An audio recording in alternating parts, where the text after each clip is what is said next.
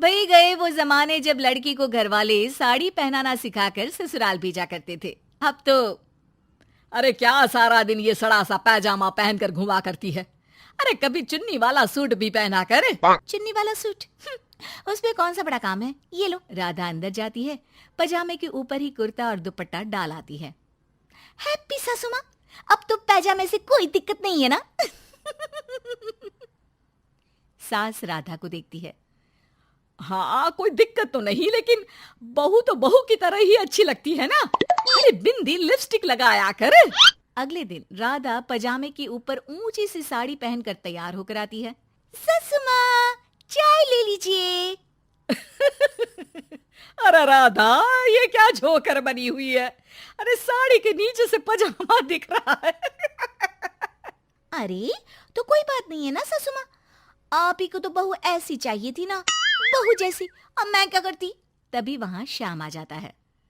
अरे राधा, माँ के कहने का मतलब है कि साड़ी मतलब सिर्फ साड़ी। आप भी ना पागल हो गए हैं क्या। सिर्फ साड़ी तो सत्यम शिवम सुंदरम की जिन्नत अमान ने पहनी थी। अरे लोग देखते तो थे जी भर भर के, लेकिन आंखें बंद करके। कैसी बातें कर रहे हैं आप। अरे मोहल्ले वाले क्या कहेंगे ना। अरे बस बस श्याम, तू चुप हो जा। ये औरतों के बीच में मत बोला कर। वैसे भी तेरी बीवी को पढ़ाई लिखाई की सिवा आता क्या है। कल को सिर्फ साड़ी पहनकर निकल आई ना बाबा ना, हंगामा हो जाएगा। अरे बहू, वो कहना ये चाह रहा था कि नीचे ये तू जो पजामा सजा लेती है ना, वो नहीं पहनना है ना। राधा सास की बात सुनकर परेशान सी हो जाती है। वो समझ नहीं पाती कि उसे क्या करना है। मैं कैसे इन लोगों को समझाऊं कि मैंने बचपन से ही सिर्फ पैजामे ही पहने। मेरी शादी के दिन भी लहंगे के नीचे पजामा ही तो था। अरे किसी को पजामे से क्या दिक्कत हो सकती है। क्या करूं मैं। राधा रोने लगती है, जिसे उसका पति देख लेता है। अरे अरे मेरी प्यारी राधा, रो क्यों रही हो। अच्छा चलो, शाम को तुम्हें घुमाने लेकर चलता हूँ, और इतना ही नहीं, मैं तुम्हें शॉपिंग भी करवाऊंगा। राधा ये सुनकर खुश हो जाती है। ओह, आइसक्रीम के साथ शॉपिंग, वाह। मैं भी लिस्ट बना लेती हूँ कि क्या क्या लेना है मुझे। बस फिर क्या था, राधा बैठ जाती है लिस्ट बनाने। माँ देख, तेरी सारी समस्या का मैंने समाधान कर दिया। अरे ऐसा क्या कर दिया, पजामे वाली को छोड़ दिया क्या तूने। अरे कैसी बात कर रही हो माँ, पजामे वाली नहीं, राधा नाम है उसका। तभी डोरबेल बजती है और पड़ोस की चाची घर आती है। उनके हाथ में एक पजामा होता है। अरे मैंने सोचा कि ये कपड़ा सड़क पर गिरा था, किसी ने सुखाने डाला होगा। अब ना ये पेटीकोट जैसा था, ना ही पतलून जैसा। तभी मैं समझ गई ये राधा बहू का पजामा होगा। तो पहनती है ना ये। अरे चाहे पार्टी वेयर हो या फिर घर का कपड़ा, तुम्हारे बेटे की शादी के एल्बम देख रही थी, बहू ने तो लहंगे के नीचे भी पजामा पहना था। ठीक है चाची, दे दिया ना पजामा। अब पजामा पुराण मत सुनाओ, चली जाओ। चाचा जी के खांसने की आवाज आ रही है, जाकर पानी दे आओ उन्हें। अरे हाँ हाँ, जोरू का गुलाम जा रही हूँ मैं। चाची के जाने के बाद, अरे अड़ोस पड़ोस वालों को बोलकर क्या फायदा होगा बेटा। अब तो घर मशहूर हो जाना ही है पजामे वाली बहू के नाम से। तभी वहां ससुर आ जाते हैं। अरे वो पीछे वाले घर के शर्मा जी ने तो घर के पोस्टल एड्रेस में यही लिखना शुरू कर दिया है, पजामे वाली बहू के घर के पीछे गली नंबर 7। अरे बस बस, आ गए तुम। दुकान आज जल्दी बंद कर दी। अरे क्या करूं, ये टाइट पैंट पहनकर बैठा नहीं जाता दुकान में। ज्यादा देर हुई तो थोड़ी देर पीठ सीधी करने घर चला आया। वैसे आज माँ बेटा साथ में क्या बातें कर रहे हैं। हाँ अरे हाँ, बातों से याद आया। बोल रहा है कि पजामे वाली प्रॉब्लम का सलूशन ढूंढ लाया है। जरा बता दो बेटा, क्या समाधान निकाला है। वो मैं ना माँ आज राधा को शॉपिंग के लिए ले जा रहा हूँ।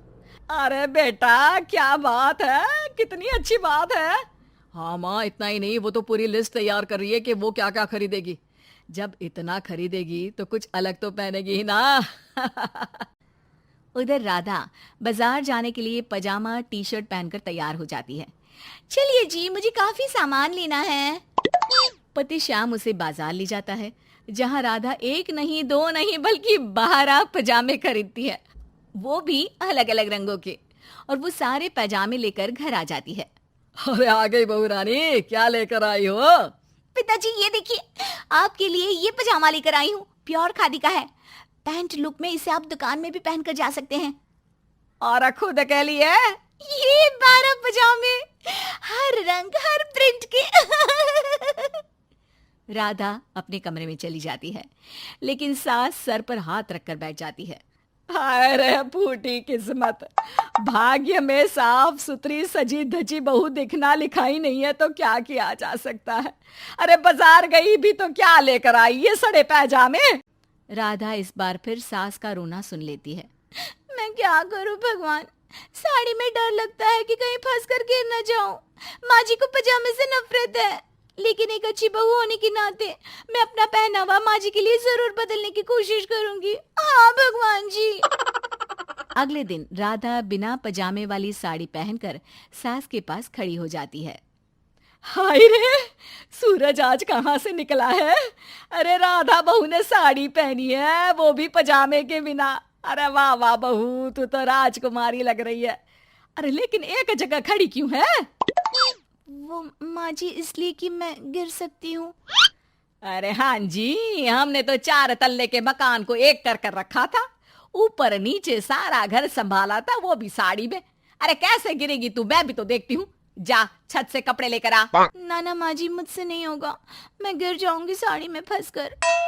लेकिन सास नहीं मानती और राधा को साड़ी पहनकर छत पर जाना पड़ता है। लेकिन जैसे ही वो सारे सूखे कपड़े लेकर उतर रही होती है तो सीढ़ियों से गिर जाती है। फिर क्या? ओह, इनको काफी गहरी चोट आई है, लगता नहीं कि... नहीं डॉक्टर साहब, ऐसा मत बोलिए। अरे सारी गलती मेरी है डॉक्टर साहब, मेरी बहू को बचा लीजिए। अरे हाँ, वो बच जाएंगी, लेकिन चोट भरने में देर लगेगी। धीरे धीरे राधा ठीक हो जाती है और एक दिन जब पहली बार वो ठीक होकर कमरे से बाहर निकलती है तो देखती है कि सास ससुर पति सब पैजामे पहनकर खड़े होते हैं। देखा बहू, कैसा लग रहा है ये पैजामा? वैसे बहू सही में ये बड़ा कंफर्टेबल है। हाँ, अरे अब तो इसे पहनकर मैं इतने आराम से दुकान में बैठता हूँ कि कितने ही ग्राहक क्यों ना आ जाए, फटाफट काम होता है। मुझे माफ कर दीजिए माँ जी, मैं साड़ी पहनने की पूरी कोशिश करूंगी। अरे नहीं बहू, मुझे माफ कर दे, तूने घर के लिए मेरे लिए बहुत त्याग किया। बेटा इंसान पहनावे से नहीं बल्कि अपने कुशल व्यवहार से सबका प्यार पाता है। हमें तो अब बस पजामे वाली ही बहू चाहिए।